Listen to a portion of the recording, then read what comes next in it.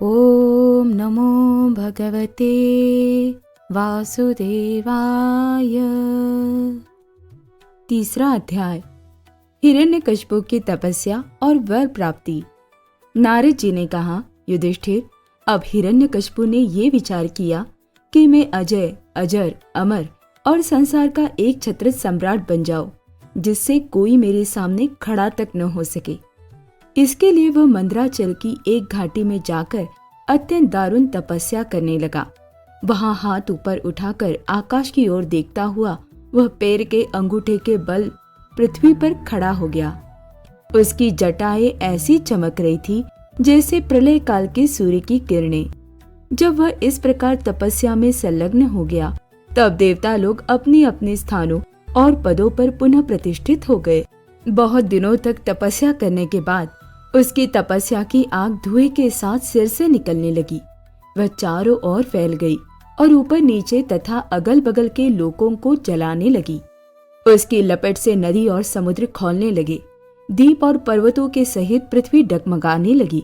ग्रह और तारे टूट टूट कर गिरने लगे तथा 10 दिशाओं में मानो आग लग गई। हिरण्यकशिपु की उस तपोमयी आग के लपटों से स्वर्ग के देवता भी जलने लगे। वे घबराकर स्वर्ग से ब्रह्मलोक में गए और ब्रह्मा जी से प्रार्थना करने लगे, हे देवताओं के भी आराध्य देव जगतपति ब्रह्मा जी, हम लोग हिरण्यकशिपु की तप की ज्वाला से जल रहे हैं। अब हम स्वर्ग में नहीं रह सकते। हे अनंत, हे सर्वाध्यक्ष, यदि आप उचित समझे तो अपनी सेवा करने वाली जनता का नाश होने के पहले ही ये ज्वाला शांत कर दीजिए। भगवान, आप सब कुछ जानते ही हैं, फिर भी हम अपनी ओर से आपसे ये निवेदन कर देते हैं कि वह किस अभिप्राय से ये घोर तपस्या कर रहा है। सुनिए, उसका विचार है कि जैसे ब्रह्मा जी अपनी तपस्या और योग के प्रभाव से इस चराचर जगत की सृष्टि करके सब लोकों से ऊपर सत्य लोक में विराजते हैं, वैसे ही मैं भी अपनी उग्र तपस्या और योग के प्रभाव से वही पद और स्थान प्राप्त कर लूंगा, क्योंकि समय असीम है और आत्मा नित्य है। एक जन्म में नहीं, अनेक जन्म, एक युग में न सही अनेकों युगों में।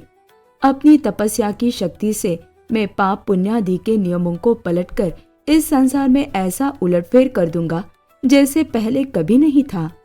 वैष्णवादी पदों में तो रखा ही क्या है, क्योंकि कल्प के अंत में उन्हें भी काल के गाल में चला जाना पड़ता है। हमने सुना है कि ऐसा हट करके ही वह घोर तपस्या में जुटा हुआ है। आप तीनों लोकों के स्वामी हैं, अब आप जो उचित समझे वही करे। ब्रह्मा जी, आपका ये सर्वश्रेष्ठ परमेष्ठी पद ब्राह्मण एवं गोओं की वृद्धि, कल्याण, विभूति, कुशल और विजय के लिए है। यदि यह हिरण्यकशिपु के हाथ में चला गया तो सज्जनों पर संकटों का पहाड़ टूट पड़ेगा। युधिष्ठिर, जब देवताओं ने भगवान ब्रह्मा जी से इस प्रकार निवेदन किया, तब वे भृगु और दक्ष आदि प्रजापतियों के साथ हिरण्यकशिपु के आश्रम पर गए। वहां जाने पर पहले तो वे उसे देख ही न सके, क्योंकि दीमक की मिट्टी, घास और बांसों से उसका शरीर ढक गया था। चींटियां उसकी मेदा, त्वचा, मांस और खून चाट गई थी। बादलों से ढके हुए सूर्य के समान वह अपनी तपस्या के तेज से लोगों को तपा रहा था। उसको देखकर ब्रह्मा जी भी विस्मित हो गए। उन्होंने हंसते हुए कहा, ब्रह्मा जी ने कहा, बेटा हिरण्यकशिपु, उठो उठो, तुम्हारा कल्याण हो। कश्यप नंदन, अब तुम्हारी तपस्या सिद्ध हो गई। मैं तुम्हें वर देने के लिए आया हूँ। तुम्हारी जो इच्छा हो बेखटके मांग लो। मैंने तुम्हारे हृदय का अद्भुत बल देखा। अरे, डासों ने तुम्हारी देह खा डाली है, फिर भी तुम्हारे प्राण हड्डियों के सहारे टिके हुए हैं। ऐसी कठिन तपस्या न तो पहले किसी ऋषि ने की थी और न आगे ही कोई करेगा। भला ऐसा कौन है जो देवताओं के 100 वर्ष तक बिना पानी के जीता रहे? बेटा हिरण्यकशिपु, तुम्हारा ये काम बड़े बड़े धीर पुरुष भी कठिनता से कर सकते हैं। तुमने इस तपोनिष्ठा से मुझे अपने वश में कर लिया है। दैत्य शिरोमणि, इसी से प्रसन्न होकर मैं तुम्हें जो कुछ मांगो दिए देता हूँ। तुम हो मरने वाले और मैं हूँ अमर, अतः तुम्हें मेरा ये दर्शन निष्फल नहीं हो सकता। नारद जी कहते हैं, युधिष्ठिर, इतना कहकर ब्रह्मा जी ने उसके चींटियों से खाए हुए शरीर पर अपने कमंडलों का दिव्य एवं अमोघ प्रभावशाली जल छिड़क दिया। जैसे लकड़ी के ढेर में से आग जल उठे, वैसे ही वह जल छिड़कते ही बांस और दीमकों की मिट्टी बीच से उठ खड़ा हुआ। उस समय उसका शरीर सब अवयवों से पूर्ण एवं बलवान हो गया था। इंद्रियों में शक्ति आ गई थी और मन सचेत हो गया था।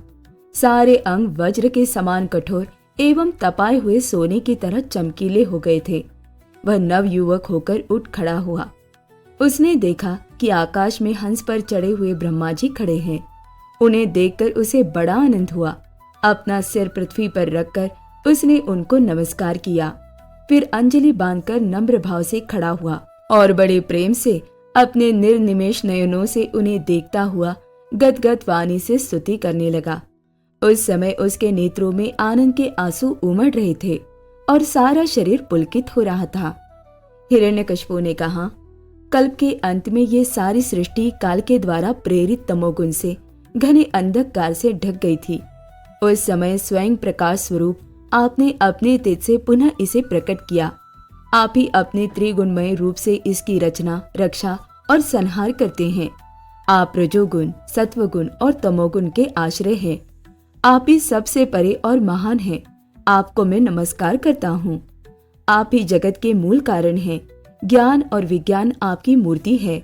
प्राण, इंद्रिय, मन और बुद्धि आदि विकारों के द्वारा आपने अपने को प्रकट किया है। आप मुख्य प्राण सूत्रात्मा के रूप से चराचर जगत को अपने नियंत्रण में रखते हैं। आप ही प्रजा के रक्षक भी हैं। भगवान, चित, चेतना, मन और इंद्रियों के स्वामी आप ही है। पंचभूत, शब्दादि विषय और उनके संस्कारों के रचयिता भी महतत्व के रूप में आप ही है। जो वेद होता, अर्धवर्यु, ब्रह्मा और उद्गाता इन ऋत्विजों से होने वाले यज्ञ का प्रतिपादन करते हैं, वे आपके ही शरीर है। उन्हीं के द्वारा अग्निष्टोम आदि 7 यज्ञों का आप विस्तार करते हैं। आप ही संपूर्ण प्राणियों के आत्मा हैं, क्योंकि आप अनादि, अनंत, अपार, सर्वज्ञ और अंतर्यामी हैं। आप ही काल है। आप प्रतिक्षण सावधान रहकर अपने क्षण, लव आदि विभागों के द्वारा लोगों की आयु क्षीण करते रहते हैं। फिर भी आप निर्विकार है, क्योंकि आप ज्ञान स्वरूप परमेश्वर, अजन्मा, महान और संपूर्ण जीवों के जीवनदाता अंतरात्मा हैं। प्रभु, कार्य, कारण, चल और अचल ऐसी कोई भी वस्तु नहीं है जो आपसे भिन्न हो। समस्त विद्या और कलाएं आपके शरीर है। आप त्रिगुणमयी माया से अतीत स्वयं ब्रह्म हैं। ये स्वर्णमय ब्रह्मांड आपके गर्भ में स्थित है। आप इसे अपने में से ही प्रकट करते हैं।